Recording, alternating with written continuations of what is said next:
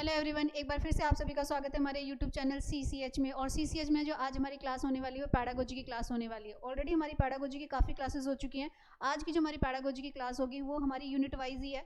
Unit 1 में हम जो है ऑलमोस्ट हमारा जो कंटेंट पार्ट है, जो हमारा टॉपिक पार्ट है, जो भी हमारे टॉपिक्स हैं, चाहे एडोलसेंस है, चाहे सोशलाइजेशन है, हम सब वो कर चुके हैं। हम यहाँ पर करिकुलम भी कर चुके हैं, मीनिंग ऑफ करिकुलम कर लिया है, टाइप्स ऑफ करिकुलम कर लिया है और मॉडल ऑफ करिकुलम भी हमने कर लिया है। आज की क्लास में हम यूनिट को आगे बढ़ाते हुए आज के हम कुछ एप्लीकेशन बेस्ड क्वेश्चंस लेंगे कि जो हमने पढ़ा है वो हमें यूज़ करना आ भी रहा है या नहीं आ रहा है। तो टाइम नहीं वेस्ट करेंगे और फटाफट से अपनी क्लास स्टार्ट करते हैं। जैसा मैंने आपको बताया कि आज हमारी पैडागोजी की 10th क्लास होने वाली है। ऑलरेडी इससे पहले हमारी 8 to 9 क्लासेस हो चुकी हैं। तो बिना टाइम वेस्ट किए हुए हम अपने क्वेश्चंस को सॉल्व करने की कोशिश करते हैं। क्वेश्चन नंबर 1 क्या कहता है? क्वेश्चन नंबर 1 कहता है the primary agent of socialisation, यानी कि समाजीकरण का प्राथमिक कर्ता डैश होता है। 4 ऑप्शंस आपको दिए हैं। सोशलाइजेशन का टॉपिक हम आराम से पढ़ चुके हैं, पूरा पढ़ चुके हैं। मीनिंग ऑफ सोशलाइजेशन यानी कि सोशल एडजस्टमेंट, ये कौन सी एज में आता है, कब आता है, किस तरह से आता है, ये। तो सबसे पहले हम देखेंगे the primary agent of socialisation computer है, सोसाइटी है, फ्रेंड है या फैमिली है। तो याद रखिएगा सोशलाइजेशन का प्राइमरी फैक्टर हमारी फैमिली होती है। यानी कि बच्चे का जो पहला सोशलाइजेशन होता है, इट मीन्स जो पहला सोशल डेवलपमेंट करता है, जो पहला उसका समाजीकरण होता है, वो कहाँ पर होता है? उसकी फैमिली में होता है। तो हमें मिल गया आंसर, समाजीकरण का प्राथमिक कर्ता कौन है? परिवार है। सेकंड नंबर पर हमारा स्कूल या नेबरहुड आता है, ठीक है। सेकंड नंबर पे हमारे पास क्या आता है? हमारा स्कूल या वो आता है। क्वेश्चन नंबर नेक्स्ट देखते हैं। क्वेश्चन नंबर 2 क्या कहता है? क्वेश्चन नंबर 2 देखिए ध्यान से। एक कागज या एक बोर्ड का एक बड़ा टुकड़ा जिसे चित्र पर चिपकाकर पोस्टर या चित्र बनाए जाते हैं। यानी कि एक आपने एक पेपर लिया, पेपर के आपने क्या किए? टुकड़े किए और उसको डिफरेंट शेप्स में बदला। तो अब ये जो डिफरेंट शेप में आपने बदला है, इसको क्या कहा जाएगा? इसको कोलाज कहेंगे, वर्ड्स स्टार कहेंगे, ठीक है, या इसको डायलॉग्स कहेंगे या शब्दावली चार्ट कहेंगे। तो याद रखिएगा जो छोटी छोटी पिक्चर्स को पेपर कटिंग करके जो एक कोलाज बनाया जाता है, जो पिक्चर बनती है, उसको कोलाज कहा जाता है। और ये प्राइमरी लेवल पर बहुत यूज़ होता है। प्राइमरी टीचर्स बच्चों को डिफरेंट शेप्स के बारे में बताने के लिए कोलाज को इस्तेमाल करती है। कोलाज हमारा एक टीचिंग एड्स है जिसे बच्चा देखकर टच करके क्या करता है? लर्निंग पार्ट को करता है, ठीक है। कोलाज हमारे सेकेंडरी लेवल पर भी यूज़ होते हैं, पर कोलाज सबसे ज़्यादा जो यूज़ होता है वो कहाँ पर होता है? वो आपका होता है किसमें? आपका जो है लर्निंग उसमें प्राइमरी लेवल पर। चलिए नेक्स्ट क्वेश्चन ले लें। नेक्स्ट क्वेश्चन क्या कहता है? डैश थॉर्नडाइक ने कहा कि एक बच्चे को सीखने के लिए मजबूर नहीं किया जाना चाहिए। यानी कि लर्निंग पार्ट जो होता है उसमें बच्चे को सीखने के लिए मजबूर ना किया जाए। थॉर्नडाइक एक ऐसे थिंकर है जिनकी थ्योरी का नाम था ट्रायल एंड एरर, ठीक है। क्या नाम था? Trial and error. वो कहते हैं इंसान गलतियां करता है और अपनी गलतियों से सीखता है। लेकिन ये जो एरर्स होते हैं ये हमारे लर्निंग का ही पार्ट होते हैं, ये हमें आगे के लिए सिखाते हैं। तो हमें इसमें इसके लिए इन्होंने हमें प्रिंसिपल्स दिए। इन्होंने हमें 2 तरह के प्रिंसिपल्स दिए। एक इन्होंने हमें प्राइमरी प्रिंसिपल दिए और एक इन्होंने हमें सेकेंडरी प्रिंसिपल दिए। प्राइमरी प्रिंसिपल में 3 प्रिंसिपल्स हैं। एक है लॉ ऑफ रेडीनेस, ठीक है, यहाँ पर 3 हमें ऑलरेडी देखने को भी मिल रहे हैं। लॉ ऑफ रेडीनेस है, लॉ ऑफ प्रैक्टिस है और लॉ ऑफ इफेक्ट है। सबसे पहले तत्परता का नियम, यानी कि सबसे पहले किसी भी स्टूडेंट को सीखने के लिए हमें क्या करना पड़ता है? हमें सीखने के लिए उसे तत्पर करना पड़ता है। तो क्या है यहाँ पर देखिए, डैश थॉर्नडाइक ने कहा कि एक बच्चे को सीखने के लिए मजबूर ना किया जाए। उन्होंने इसे क्या कहा? लॉ ऑफ रेडीनेस, ठीक है। कारण और प्रभाव का नियम बताया? बिल्कुल नहीं, इन्होंने कहा तत्परता का नियम। इट मीन्स जब तक बच्चा खुद से रेडी ना हो, जब तक बच्चा खुद से सीखने को रेडी ना हो, तब तक आपने क्या करना है? बच्चे को सीखने के लिए पुश नहीं करना है। तो हम कह सकते हैं कि थॉर्नडाइक ने क्या कहा? कि बच्चे को सीखने के लिए मजबूर नहीं किया जाना चाहिए। चलिए नेक्स्ट ले लें। नेक्स्ट क्या कहता है? एक शिक्षक कई तरह के उदाहरण कथनों के जरिए तथ्य और मत के बीच अंतर बता रहे थे, ठीक है। एक टीचर क्या कर रहा है? बच्चों को एग्जाम्पल्स दे रहा है कि कंसेप्ट्स क्या होते हैं और उनके डिफरेंसेस क्या होते हैं। इस अध्यापन रणनीति का उपयोग किस में किया जाता है? यानी कि टीचर जो है बच्चों को कंसेप्ट भी पढ़ा रहा है और उसके डिफरेंसेस भी बता रहा है। तो आप इस तरह के कंसेप्ट्स को क्या कहोगे, ठीक है। इसके लिए हम क्या वर्ड यूज़ करेंगे? क्या इसके लिए डिसीजन वर्ड यूज़ किया जाएगा या इसके लिए गहन चिंतन या कन्वर्जेंट या डाइवर्जेंट? पहले तो मैं आपको यहाँ बताना चाहूँगी कन्वर्जेंट एंड डाइवर्जेंट क्या होता है। कन्वर्जेंट का मतलब होता है रूट लर्निंग, जब प्रॉब्लम्स का केवल एक सॉल्यूशन निकाला जाता है, ठीक है। कन्वर्जेंट का मतलब क्या होता है? जब प्रॉब्लम का केवल एक सॉल्यूशन निकाला जाए तो हम उसे कन्वर्जेंट थिंकिंग कहते हैं। लेकिन जब हम प्रॉब्लम का अलग अलग सॉल्यूशन निकालते हैं, यानी कि डिफरेंट सॉल्यूशन निकाल लेते हैं, तब उसे हम डाइवर्जेंट थिंकिंग यानी कि हिंदी में अब सारी चिंतन कहते हैं। आज के टाइम पे हमारी जो टीचिंग लर्निंग प्रोसेस है उसमें डाइवर्जेंट थिंकर्स की बात की जा रही है, उसमें कन्वर्जेंट थिंकर्स की बात नहीं की जा रही है। ये कहा जाता है कि बच्चों को क्या करना है, हमें कन्वर्जेंट थिंकर नहीं बनाना है, हमें बच्चों को क्या बनाना है, डाइवर्जेंट थिंकर बनाना है। तो ये हमारा क्या हुआ, कन्वर्जेंट, ये हो गया हमारा डाइवर्जेंट। लेकिन यहाँ टीचर क्या कर रहा है, दो चीज़ों के बीच में कंसेप्ट और जो तथ्य हैं यानी कि डिफरेंसेस हैं उनको अलग अलग करना सिखा रहा है। तो यहाँ पर टीचर क्या कर रहा है, डीप, उसको क्या सिखा रहा है, डीप थिंकिंग प्रोसेस है, यानी कि गहन चिंतन यहाँ पर किया जा रहा है। ठीक है, चलिए दूसरा ले लेते हैं, क्वेश्चन नंबर 5। क्वेश्चन नंबर 5 कहता है कक्षा 2 की बच्ची है अनु, अपने विचार जोर जोर से व्यक्त कर रही है। जोर जोर से मतलब जोर जोर से बोल रही है। पहली बात तो यहाँ पे थिंकर का नाम जो है वो ऐड होकर आया है। थिंकर का नाम क्या है, यहाँ पर वाइगोट्स्की है। अगर आपने थ्योरी पढ़ी होगी तो यहाँ पर वाइगोट्स्की की बात हो रही है। वाइगोट्स्की ने अपने सोशो कल्चर में बात की थी स्पीच की। उन्होंने हमें 3 तरह की स्पीच दी थी, एक social speech, inner speech and private speech. उसी में से ही हमारे पास यहाँ पर एक हमें ईगो सेंट्रिक स्पीच देखने को मिल रही है। इसमें बच्चा क्या होता है, अपनी बात को कहने के लिए जोर जोर से बोलता है। इसमें विचार जो होते हैं वो बाहर आते हैं। क्या होते हैं, इसमें विचार जो है वो क्या है, बाहर आते हैं। तो हम कह सकते हैं कि इसमें ये क्या है, ये अहम केंद्रित भाषण यानी कि ईगो सेंट्रिक स्पीच की बात कर रहे हैं। यानी कि बच्चा जो है वो क्या कर रहा है, जोर जोर से अपने विचारों को अभिव्यक्त कर रहा है। ठीक है, समझ में आया क्या है।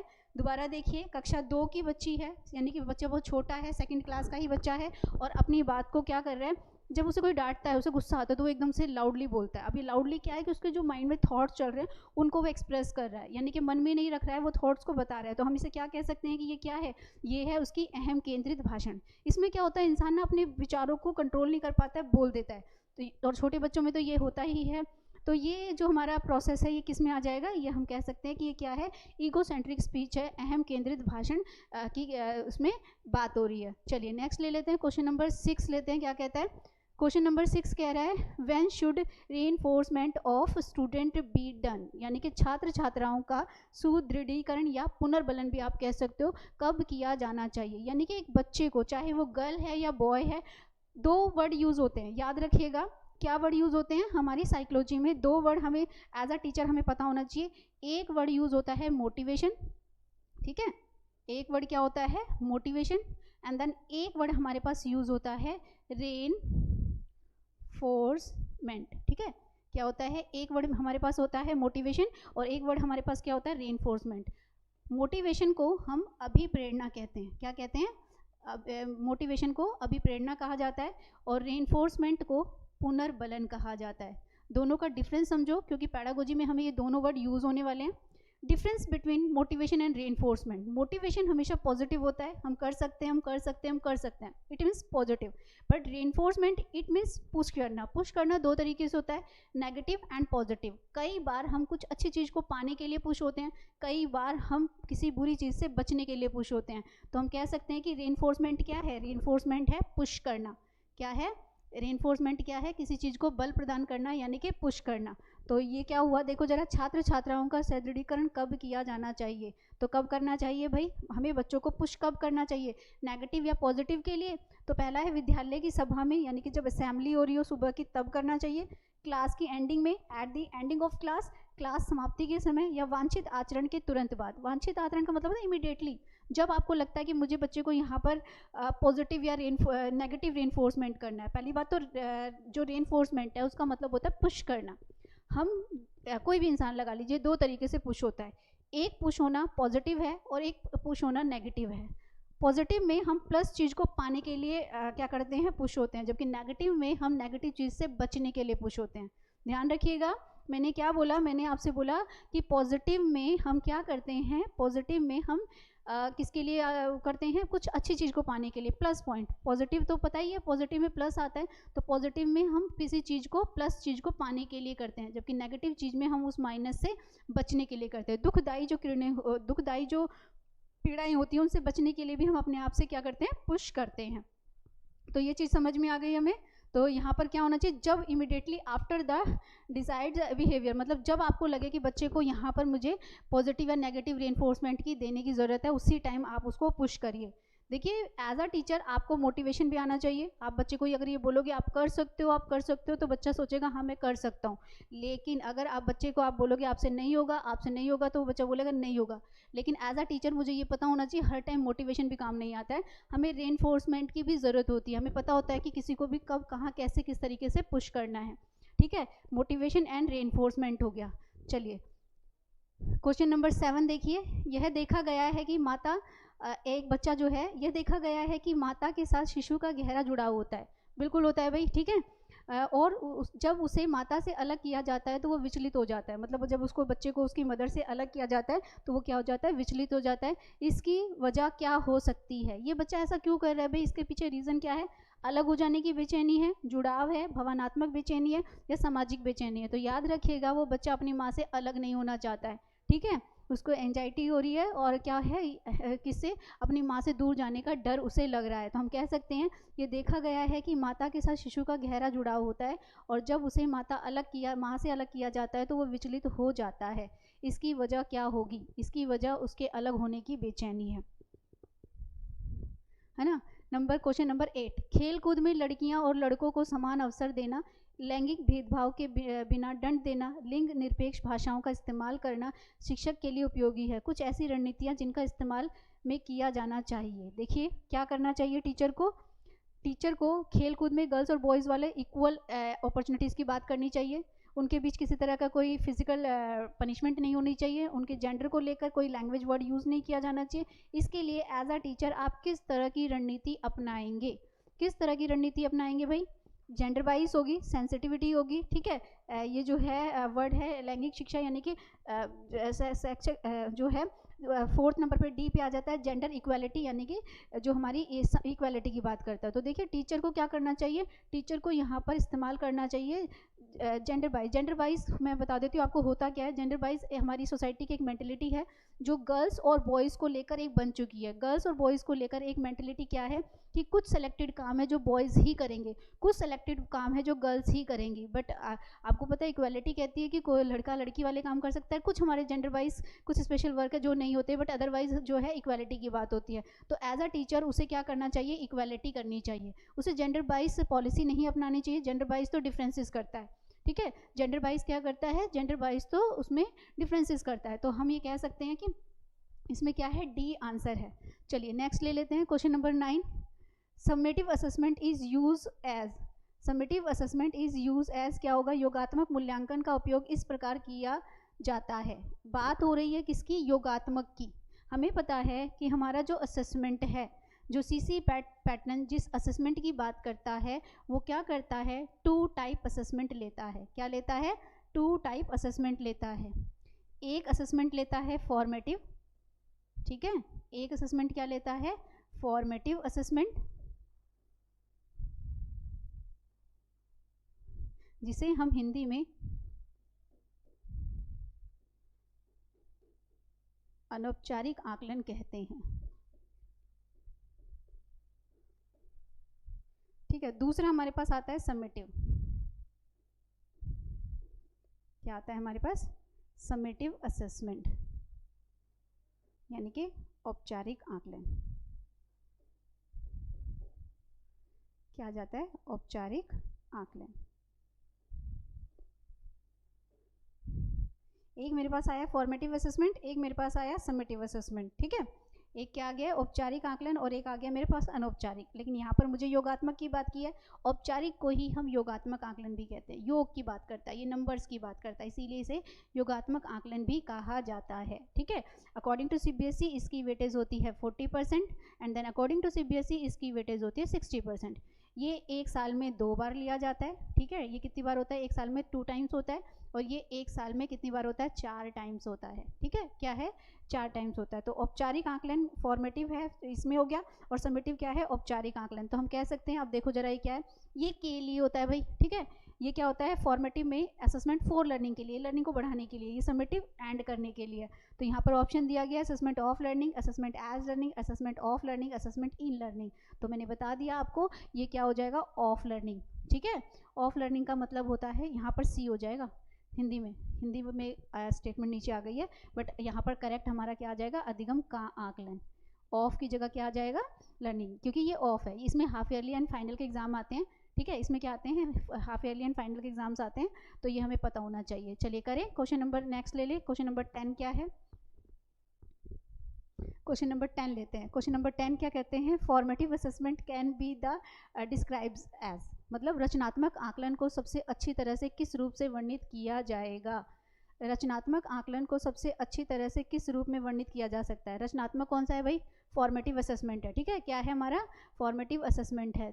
इसमें क्या करेंगे, विद्यार्थी और शिक्षक के बीच एक बाधा है, मतलब क्या है भाई, terms and the examination, and में ली जाने वाली परीक्षाएं हैं, परीक्षाओं की श्रृंखला है, एंड शिक्षक और विद्यार्थी के बीच जो क्या है, दोनों के बीच जाने वाली क्या है, जाना होना चाहिए था, ठीक है, जाने की क्या है, समझदारी। यानी कि फॉर्मेटिव असेसमेंट में लर्निंग एंड असेसमेंट दोनों साथ साथ चलते हैं। जब असेसमेंट और लर्निंग दोनों साथ साथ चल रहे हैं, it means FA1 FA2 FA3 FA4 हो रहा है, तो टीचर और स्टूडेंट दोनों को क्या मिल रही है, फीडबैक मिल रही है। टीचर को ये पता होता है कि मैंने कैसा पढ़ाया, बच्चे को ये पता होता है मैंने कितना पढ़ा, तो ये दोनों ही चीज़ें क्या हैं हमारी, ठीक है। तो हम यहाँ कह सकते हैं sharing of learning between teachers and student, शिक्षक और विद्यार्थियों के बीच क्या होनी चाहिए, साझेदारी होनी चाहिए। दोनों को बीच बीच में क्या मिलनी चाहिए, दोनों को ही बीच बीच में फीडबैक मिलनी चाहिए। फीडबैक को हिंदी में हम प्रतिपुष्टि भी कहते हैं। याद रखना KVS में के एग्जाम में ऐसे वर्ड्स को आपने हाईलाइट करना है। फीडबैक को प्रतिपुष्टि, यानी कि जहाँ पर सिर्फ कमियां ना बताई जाएं, कमियों को दूर भी किया जाए, ठीक है, सिर्फ कमियां ना बताई जाएं, कमियों को क्या किया जाए, दूर भी किया जाए। तो रचनात्मक आकलन को सबसे अच्छी तरह से किस रूप में वर्णित किया जा सकता है, जब टीचर और स्टूडेंट दोनों को टाइम टू टाइम क्या मिले, फीडबैक मिलती रहे, ठीक है। चलिए नेक्स्ट ले लेते हैं।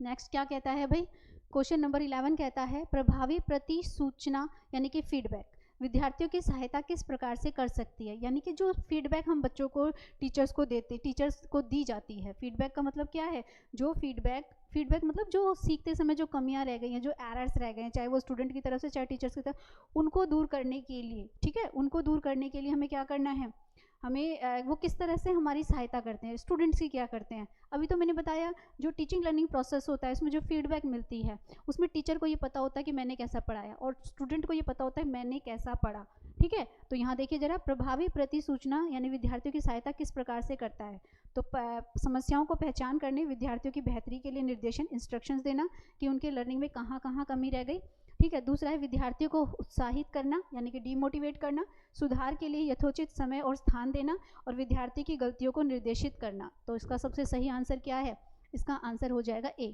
समस्याओं की पहचान करने और विद्यार्थियों की बेहतरी के लिए निर्देशन यानी कि इंस्ट्रक्शंस देना।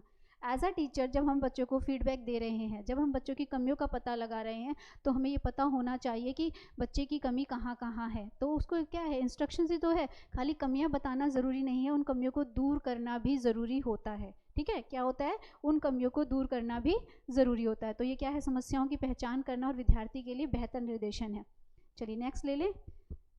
नेक्स्ट कहता है बच्चों में भाषा सीखने की प्रक्रिया कब शुरू होती है, बच्चों में लैंग्वेज डेवलपमेंट कब शुरू होता है। When does the process of language learning जो है चाइल्ड मतलब कब से होगा, जब उसकी गलती सुधारी जाती है, तब सुनने की प्रक्रिया में, जब वे संज्ञानात्मक रूप से तैयार हो जाते हैं, जब उन्हें बताया जाता है। बिल्कुल, जब वो संज्ञानात्मक, जीन पियाजेट ने कहा था कि बच्चा जन्म से ही क्या लेकर आता है, एक अच्छा खासा कॉग्निटिव पार्ट यानी कि एक अच्छी खासी विचार प्रक्रिया लेकर आता है, यानी कि कॉग्निटिव पार्ट, माइंड जब सेंसेस के थ्रू वर्क करने लगेगा तभी से उसका लैंग्वेज डेवलपमेंट होने लगेगा। क्योंकि लैंग्वेज डेवलपमेंट के लिए सबसे पहले इमेज का बनना ज़रूरी है। जैसे फॉर एग्जांपल एक छोटे बच्चे को नहीं पता होता है कि मैं जिसकी गोदी में वो मेरी मम्मी है कि पापा, बोलना भी नहीं आता, उससे पहले हम उसको बोलते हैं, रोज़ बोलते हैं मम्मी है पापा है, एक इमेज उसके माइंड में बनती है। अब ये इमेज ही लैंग्वेज का रूप ले लेगी, यानी कि जब तक कॉग्निटिव पार्ट नहीं होगा, जब तक संज्ञानात्मक रूप से बच्चा तैयार नहीं होगा, तब तक क्या होगा, लैंग्वेज डेवलपमेंट की प्रक्रिया शुरू नहीं होगी, ठीक है। जब वे संज्ञानात्मक रूप से तैयार हो जाते हैं, मेंटली प्रिपेयर हो जाते हैं, ठीक है भाई। चलिए नेक्स्ट देखो जरा, क्वेश्चन नंबर 13 कहता है छात्रों की शब्दावली में सुधार। शब्दावली इट मीन्स उनके वोकैब में आपने सुधार लाना है। वोकैबलरी का मतलब होता है उनके शब्दकोश में क्या करना है, आपने उसमें क्या लाना है, उसमें आपने चेंजेस लाने हैं।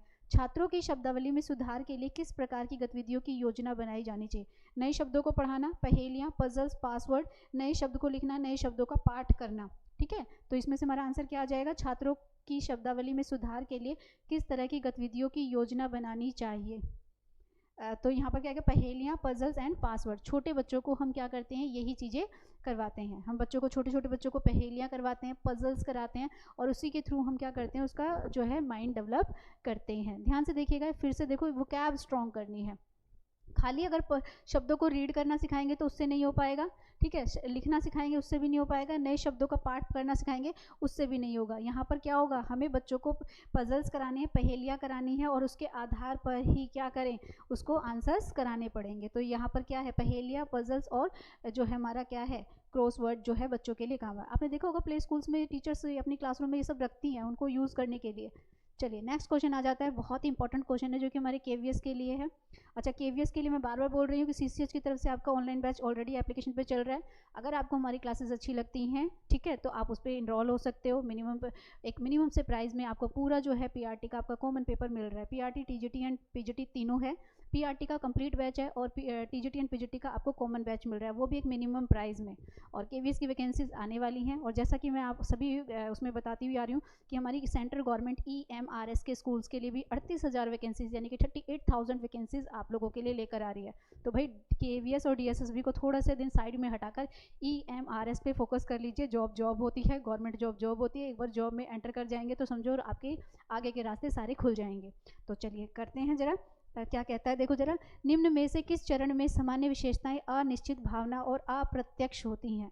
यानी कि इन चारों में से कौन सी ऐसी स्टेज है जिसमें बच्चा सामान्य विशेषताएं अनिश्चित, मतलब उसका जो नेचर है वो कॉमन नहीं होता भाई, ठीक है। क्या है, are common characterization of which of the following state, यानी कि उसका जो बिहेवियर है वो कॉमन नहीं है, इमोशंस उसके कॉमन नहीं है, और अप्रत्यक्षित है, पूरी तरह से वो अपनी बातों को किसी के सामने दिखा नहीं पाता। कौन सी एज लगती है भाई आप लोगों को, ये कौन सी एज होगी? बुढ़ापा होगा, बचपन होगा, एडोलसेंस होगा, या इन्फेंसी होगा? पहली बात तो इन्फेंसी जो होती है वो जन्म से लेकर 2 साल की होती है।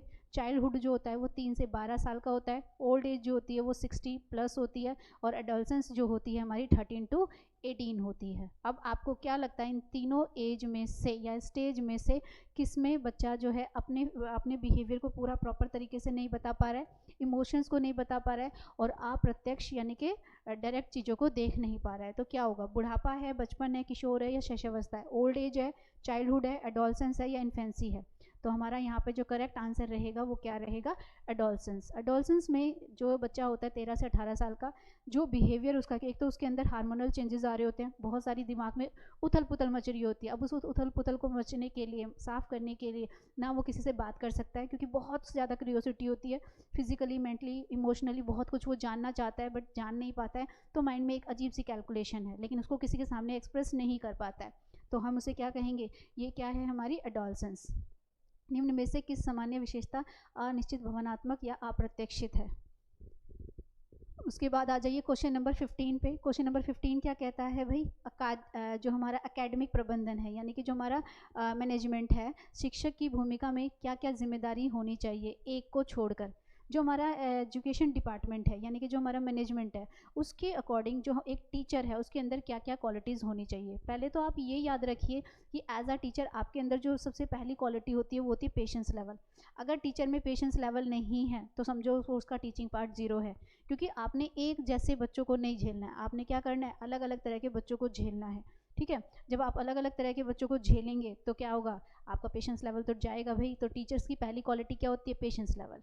नॉलेजेबल होना चाहिए, क्रियोसिटी होनी चाहिए, जीएस पार्ट अच्छा होना चाहिए, आईक्यू लेवल अच्छा होना चाहिए, अपने सब्जेक्ट की पूरी प्रॉपर नॉलेज होनी चाहिए, टीचिंग स्टाइल उसका अच्छा होना चाहिए, एंड इंडिविजुअली डिफरेंसेस उसे पता होने चाहिए, एंड साथ में पैडागोजिकल जो अप्रोचेज होती है उनकी नॉलेज भी होने चाहिए। तो सोच लो भाई, टीचर बनने जा रहे हो, इतनी सारी क्वालिटीज़ हैं तो ही आगे कदम बढ़ाना, नहीं तो देख लेना। टीचर बनना आसान काम नहीं है, सबसे मुश्किल काम आज के टाइम पे टीचर बनना है। टीचर बनने के लिए, टीचर बन जाओगे तब भी आप टीचर नहीं हो, आप ऑलवेज एक लर्नर हो, क्योंकि जब जब आप टीचर बन के क्लास में जाओगे और एक नया चैप्टर स्टार्ट करोगे तो उससे पहले आपको वो चीज़ सीख कर आनी पड़ेगी।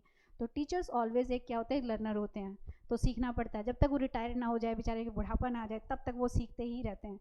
तो सबसे डिफ़िकल्ट काम क्या है, टीचिंग पार्ट है। तो जो जो टीचिंग पार्ट से जुड़ रहा है वो अपने आप को स्ट्रॉन्ग बना ले।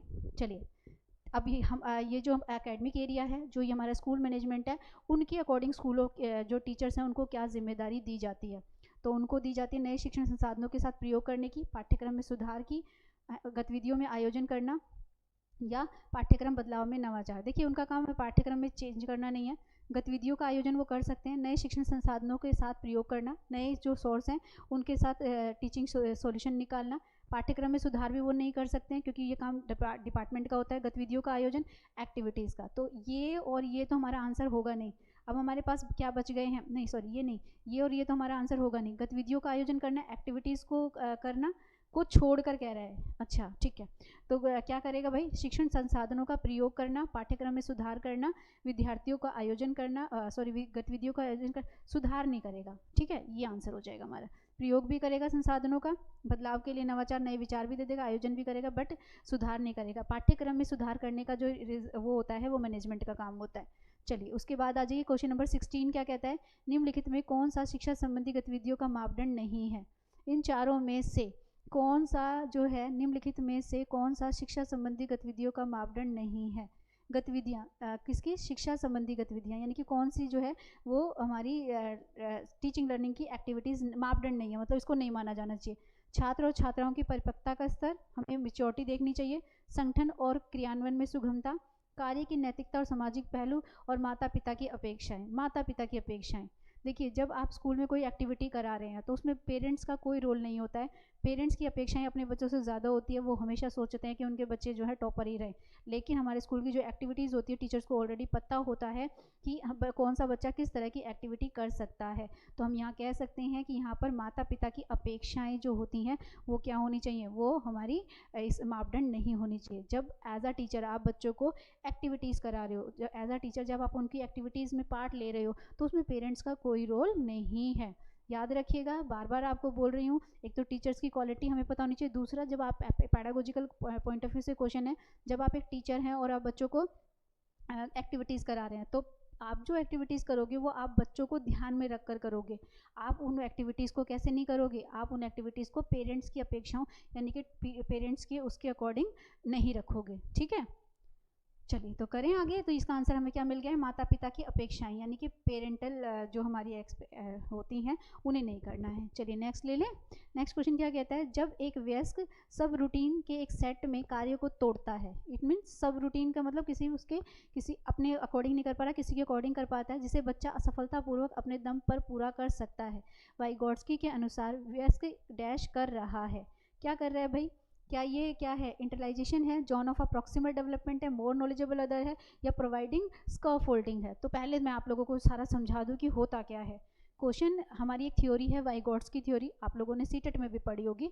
वाइगोट्स्की ने लर्निंग थ्योरी के लिए हमें सोशो कल्चर थ्योरी दी। सोशलाइजेशन प्रोसेस की बात करते हैं, इनके अकॉर्डिंग पहला socialization family and secondary socialization उसकी फैमिली स्कूल या नेबरहुड होता है।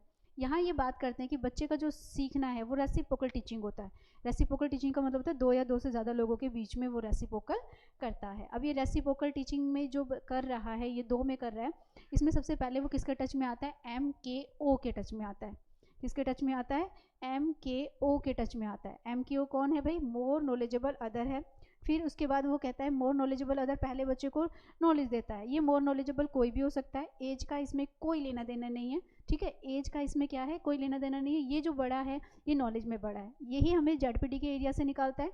जेडपीटी के एरिया को हम बोलते हैं zone of a proximal development. पहले इन्होंने किसकी बात की, पहले इन्होंने बात की MKO की, देन फिर ये बात कर रहे हैं जेडपीटी की। जेडपीटी का मतलब होता है zone of approximal development, and then last में ये बात करेंगे स्कैफोल्डिंग की। ये इतने ऐसे इंपॉर्टेंट क्वेश्चंस हैं जो हमारा पीछा कभी नहीं छोड़ते हैं। ठीक है, MKO मतलब मोर नॉलेजेबल अदर, दूसरा अधिक ज्ञानी, ये व्यक्ति वो व्यक्ति है जो बच्चे से ज़्यादा नॉलेज रखता है। ठीक है, जेडपीटी क्या है, zone of a proximal development है, जब बच्चा कुछ समस्या का कुछ समाधान कर पाता है और कुछ नहीं कर पाता, यानी कि जो बीच का जो एरिया है उसको हम जेडपीटी का एरिया कहते हैं। जेडपीटी के एरिया में कभी कभी से इंस्ट्रक्शंस की ज़रूरत होती है, इसे हम स्कैफोल्डिंग कहते हैं। जैसे हमारे पेरेंट्स, आज हम इतने बड़े हो गए हैं, नॉलेजेबल हैं, लेकिन फिर भी आज भी हमें किसी काम के लिए किसकी ज़रूरत पड़ती है, हमें हमारे पेरेंट्स की ज़रूरत पड़ती है। तो हमारे पेरेंट्स हमारे लिए क्या है, स्कैफोल्डिंग का काम करते हैं। जैसे एक घर बना हुआ है, बहुत ही अच्छा बना लो, लेकिन अगर उसमें पिलर स्ट्रॉन्ग ना हो तो क्या होगा, वो घर हमारा क्या हो जाएगा, कमज़ोर हो जाएगा। वैसे ही वाइगोट्स्की के अकॉर्डिंग मोर नॉलेजेबल अदर, यानी कि टीचर बच्चे को कितनी भी अच्छी नॉलेज क्यों ना दे दे, लेकिन जब तक उसका आधार मजबूत नहीं है तब तक बच्चा कुछ नहीं कर सकता। तो यहाँ पर भी वाइगोट्स्की के अनुसार वयस्क क्या कर रहा है, उसे एक मचान देने का काम कर रहा है, उसे प्रोवाइडिंग स्कैफोल्डिंग, एक इंस्ट्रक्शंस दे रहा है, एक अच्छी सी उसे गाइडेंस दे रहा है, एक सपोर्ट दे रहा है। चलिए नेक्स्ट लेते हैं। नेक्स्ट क्या कहता है, वाइगोट्स्की के संज्ञानात्मक विकास के सिद्धांत पर की आधारशिला यह है कि समाज और संस्कृति विकास को बढ़ावा देने में महत्वपूर्ण भूमिका निभाते हैं। वाइगोट्स्की के संज्ञानात्मक, अब आपको कन्फ्यूज़न होगी कि वाइगोट्स्की की थ्योरी तो सोशो कल्चर पढ़ी है, अब ये संज्ञानात्मक कहाँ से आ गया भाई। ऐसा नहीं है भाई, उन्होंने सिर्फ वाइगोट्स्की ने सोशो कल्चर की बात नहीं की, बल्कि उन्होंने ये कहा कि पहले बच्चा सोशो कल्चर के टच में आता है, वहाँ उसका लैंग्वेज डेवलपमेंट होता है, और ये लैंग्वेज डेवलपमेंट उसके कॉग्निटिव डेवलपमेंट, इट मीन्स उसके संज्ञानात्मक पार्ट को डेवलप करने में हेल्प करता है। ठीक है, तो वाइगोट्स्की के संज्ञानात्मक विकास के सिद्धांत की आधारशिला यह है कि समाज और संस्कृति विकास को बढ़ावा देने में महत्वपूर्ण भूमिका निभाए। इसे किस प्रकार के दृष्टिकोण में माना जा सकता है, कैसा मानेंगे कि बच्चा जो है इस तरह का कॉग्निटिव, क्या वो खुद की स्वायत्तता सीखने का दृष्टिकोण है, सामाजिक सांस्कृतिक दृष्टिकोण है, एक मनोवैज्ञानिक परिप्रेक्ष्य है, या बच्चा अपनी तरफ से कर रहा है। तो अकॉर्डिंग टू वाइगोट्स्की समाज और संस्कृति की बात हो रही है, तो उनकी थ्योरी का दृष्टिकोण क्या है, सोशो कल्चरल। ठीक है, यहाँ पर क्या हो जाएगा, ऑटोनॉमी की बात नहीं हो रही है, सोशो कल्चरल अप्रोच की बात हो रही है। जब भी वाइगोट्स्की की बात आए तो नो डाउट सामाजिक सांस्कृतिक सिद्धांत ही होगा। अच्छा, यहाँ पर एक और हिंदी की पैड़ा का बता देती हूँ। अगर आपसे पूछा जाए कि अकॉर्डिंग टू वाइगोट्स्की बच्चे का लैंग्वेज डेवलपमेंट कैसे होता है, यानी कि बच्चों के अंदर भाषा का विकास कैसे होता है, तो आपने ये याद रखना है, बच्चे का भाषा विकास सामाजिक सांस्कृतिक रूप से होता है अकॉर्डिंग टू वाइगोट्स्की। ठीक है, किसकी तरह से होता है, अकॉर्डिंग टू वाइगोट्स्की सोशो कल्चरल से होता है। तो वाइगोट्स्की के संज्ञानात्मक विकास के सिद्धांत की आधारशिला क्या है, समाज और संस्कृति को बढ़ावा देना। क्वेश्चन नंबर 19, शिक्षा का एक प्रमुख लक्ष्य शिक्षार्थियों को डैश में जानकारी संग्रहित करने में सहायता और बाद में अवसरों की समस्याओं को प्रभावी ढंग से हल करने की जानकारी देता है। तो ये क्या कहलाएगा भाई, देखिए भाई क्वेश्चन को समझिए पहले। शिक्षा एक हमारी जो एजुकेशन है उसका एक मेन ऑब्जेक्टिव क्या है, शिक्षार्थियों को डैश में जानकारी संग्रहित करने में सहायता देना, यानी कि नॉलेज को इकट्ठा करने की सलाह देना और बाद के अवसरों में समस्याओं को प्रभावी ढंग से हल कर सके। यानी कि पहले बच्चा समस्याओं को समझे एंड देन फिर उसके बाद समस्याओं का हल करे।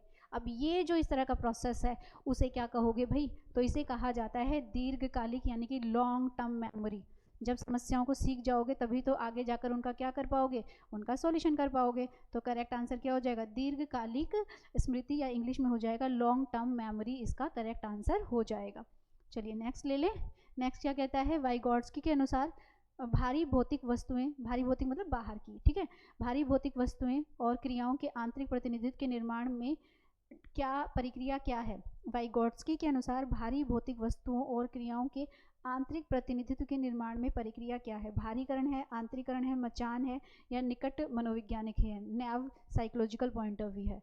वाइगोट्स्की की बात हो रही है, देखिए कॉमन सेंस की बात है, जहाँ पर भी वाइगोट्स्की की बात होगी, वाइगोट्स्की गलत लिखा हुआ है, वाइगोट्स्की की जो बात है जब भी बात होगी तो वो किसकी बात करते हैं, वो बात करते हैं स्कैफोल्डिंग की। याद रखना उनकी थ्योरी में जो बात की गई है वो किसकी बात की गई है, स्कैफोल्डिंग की। अभी भी हमने पीछे पढ़ा था, स्कैफोल्डिंग क्या है, चौखट या मचान है, भौतिक वस्तु में आंतरिक प्रतिनिधित्व दे रहा है, तो मचान देने का काम कर रहा है, वो बच्चे को एक बढ़िया सा फ्यूचर देने का काम कर रहा है। तो ये हमने जो है आज की क्लास में केवीएस की जो हमारा पैडागोजिकल पॉइंट ऑफ व्यू है उसके अकॉर्डिंग हमने इसकी प्रैक्टिस की। ठीक है, तो अगर आपको ये क्लासेस अच्छी लगती हैं तो मैंने आपको बताया सीसीएच की तरफ से ये एप्लीकेशन पर ये पूरा बैच आपको चल रहा है, रेगुलर क्लासेस हैं जिसमें आपको एक अच्छा खासा बैच है, नोट्स हैं, एनसीईआरटी नोट्स हैं, लाइव क्लासेस हैं, रिकॉर्डेड वीडियोज़ हैं और प्रैक्टिस सेट भी हैं। साथ में आपको जो है सीसीएच की तरफ से टाइम टू टाइम सारी टीचिंग की नॉलेज भी मिलती रहेगी। तो चलिए, अगर क्लास अच्छी लगी हो तो वीडियो को लाइक करिएगा, चैनल को सब्सक्राइब करिएगा, और अगर आप ये फर्स्ट टाइम ये वीडियो देख रहे हैं तो आप हमारे इन सभी चैनल से जुड़ सकते हैं। तो चलिए मिलते हैं आपसे नेक्स्ट वीडियो में। Thank you so much.